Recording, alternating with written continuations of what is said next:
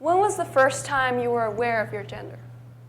For most of us, it was probably at school, maybe recess, or a moment in early childhood. Our gender identity then becomes an internalized part of the way we think about ourselves. And whether we like it or not, a part that influences our behavior with the world we live in. And we assume that because our experience was this way, it must be the same for everyone else. But Western society has become more and more aware of how narrow-minded this philosophy is.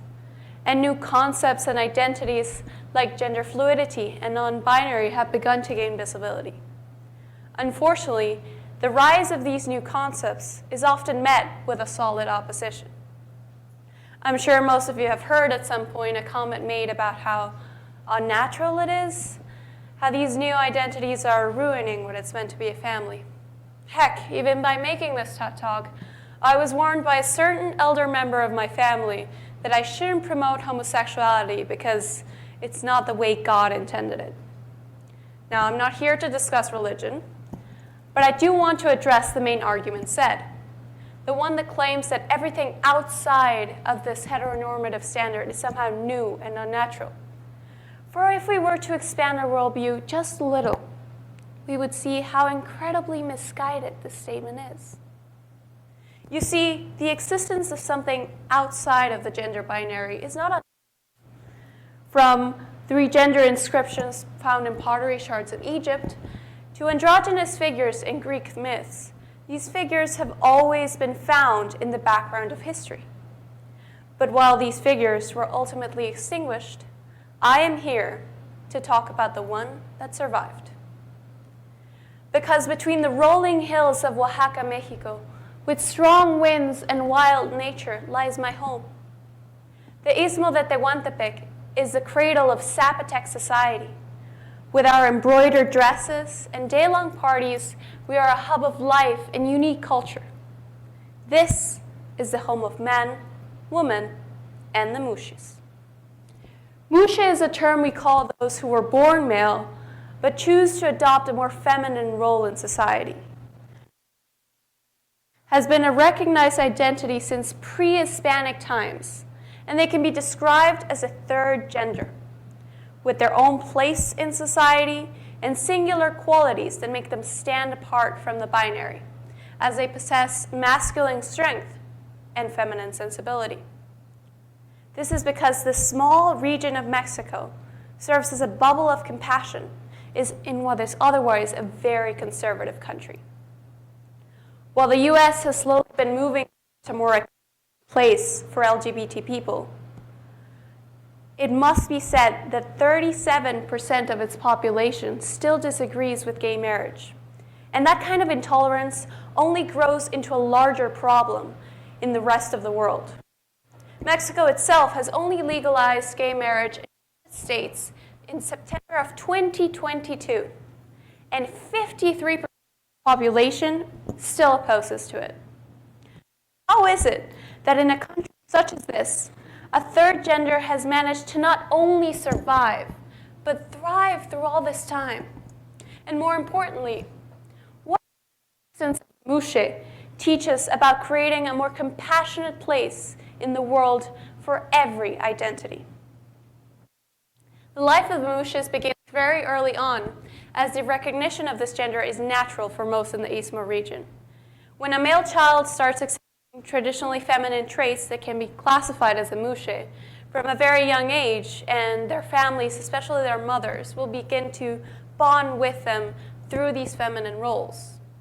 The relationship between a mother and a Muxe is often their most important one, as it is the one that saw their initial spark of uniqueness and allowed it to grow. In a way, mothers have been protectors of the Muxe, as it is through their support and guardianship that these biologically male children are able to separate themselves from the provider role of their fathers. Through time, the Muxes and the women in their life begin to share more and more, from household duties to spaces, and ultimately the role of the Muxes is to take care of their mother when they grow old. The Muxe and the woman sharing solitude in the last stretch of life. Zapotec society, from ancient to modern times, has and continues to revolve around the ideas of community and family. Everything from our town-wide celebrations, or velas, to the image of the Zapotec woman with a strong gaze and festive soul serves to uphold the values of community and family. And the existence of the muxe is key to protecting them as well. This symbiotic relationship, muxe culture to preserve each other.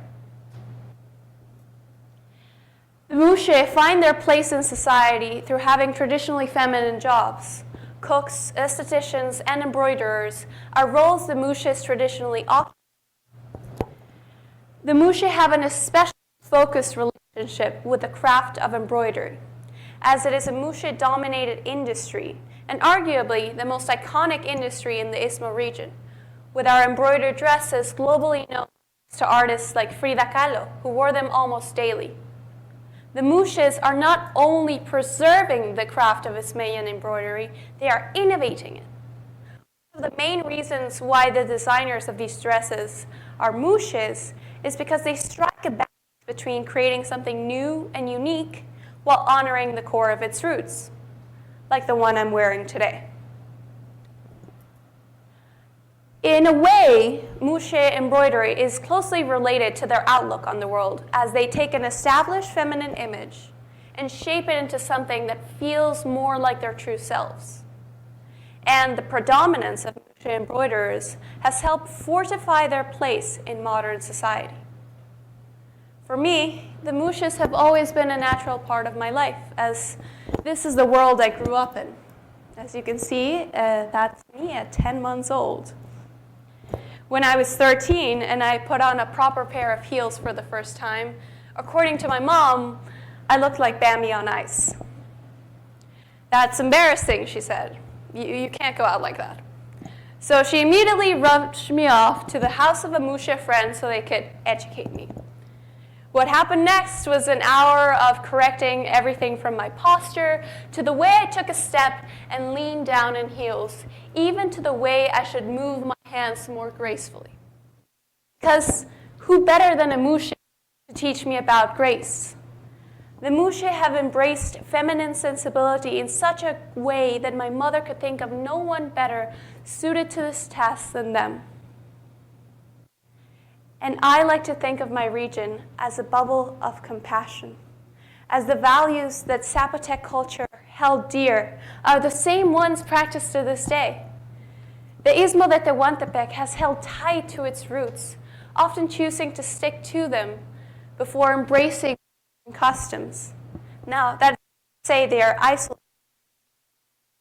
creating a mixture of modern elements with Zapotec values in everyday life.